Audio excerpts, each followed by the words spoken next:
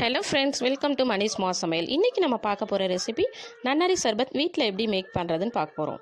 இப்போது 25 கிராம் நன்னாரி வேர் வாங்கிட்டு வந்து வச்சாச்சு.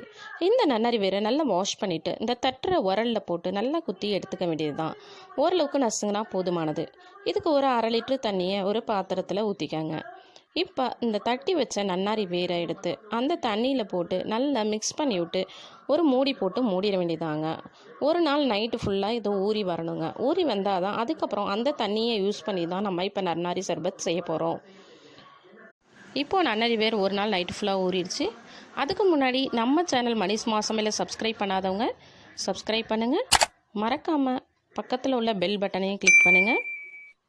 இப்போது இந்த நன்னாரி வேரை நல்லா வடிகட்டிட்டு தண்ணியை மட்டும் எடுத்துக்குவோம். நல்லா வடிய விட்டுருங்க.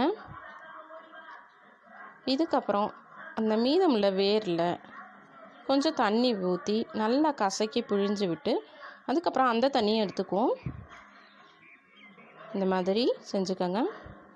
அதில் உள்ள சாரியெல்லாம் நல்லா இறங்கி வந்துடும். வேர் நல்லாவே வாசமாக இருக்குங்க.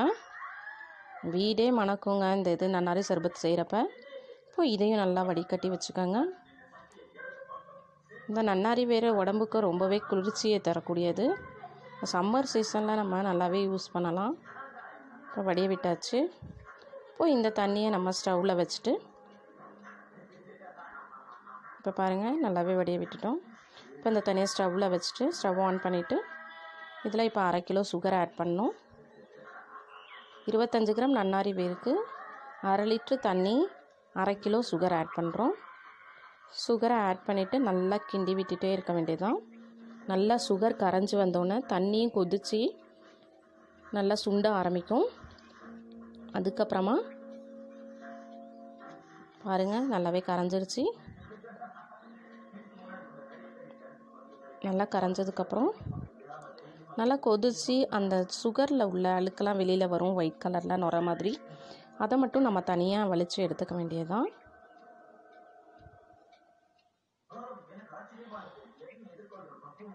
இப்போ பாருங்கள் சுண்டி வந்துட்டு இப்போ ஓரமாக அந்த ஒயிட் கலர் நுரைய மட்டும் அப்படியே ஸ்பூனை வச்சு எடுத்து விட்டுற வேண்டியதுதான்.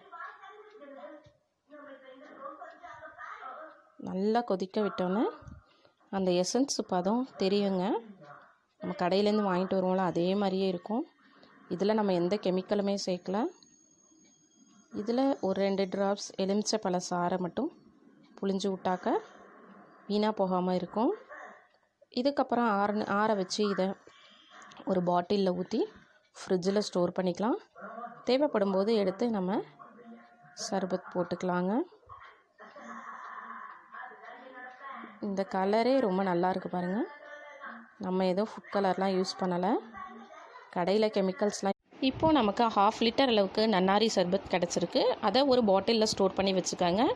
இப்போது ஜூஸ் போடுறதுக்கு நம்ம 2 டேபிள் ஸ்பூன் நன்னாரி சர்பத்தை இதில் ஒவ்வொரு கிளாஸ்லேயும் ஊற்றிக்கிறோம்.